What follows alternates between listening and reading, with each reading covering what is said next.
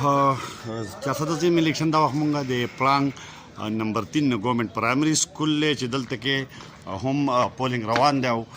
دنه ورزو ګورو چې دنه په پولینګ سټیشن کې چې کوم دی نو څه صورتحال دی دلته خلک چې کوم دی نو ډېر په کم تعداد باندې دلته چې کوم دی ټرن آوټ دا ډېر زیات کم دی لکه تاسو دلته مقامي یې که نه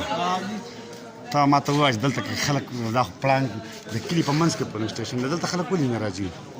خلک خبرې دي حکومت نن څه به وایي نن حکومت خو تېر چې کوم و نو هغه خو لکه مطلب دا چې د عمران خان و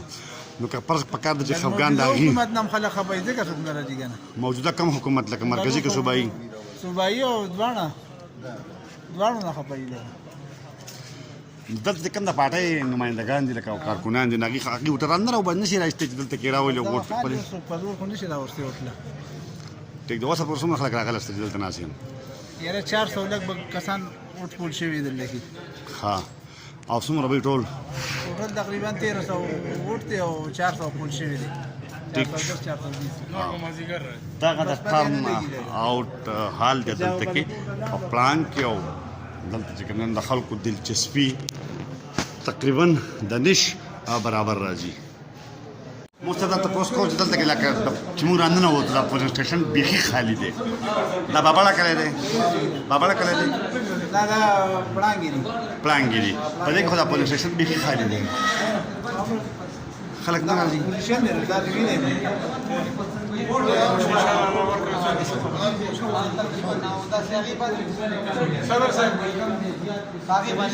تعداد کم دی Not 45, yeah, almost 50%.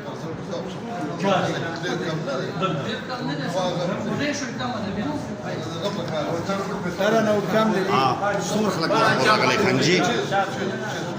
څومره خلک راغلي اوس پورې په دې کې موږ 200 پول شوي څومره کې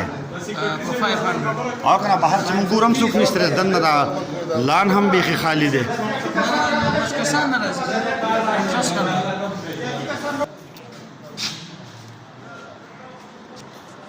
نو دلته خو تاسو بیخي خالی ناسې لکه بس هغه چې ډېر کم دی د یې په وجه باندې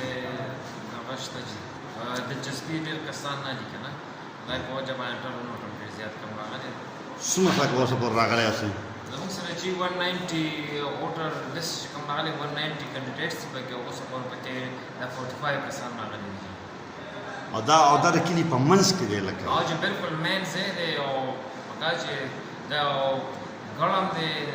ورته وایي داسې که نه او کسان بالکل چې نشته اوسه پورې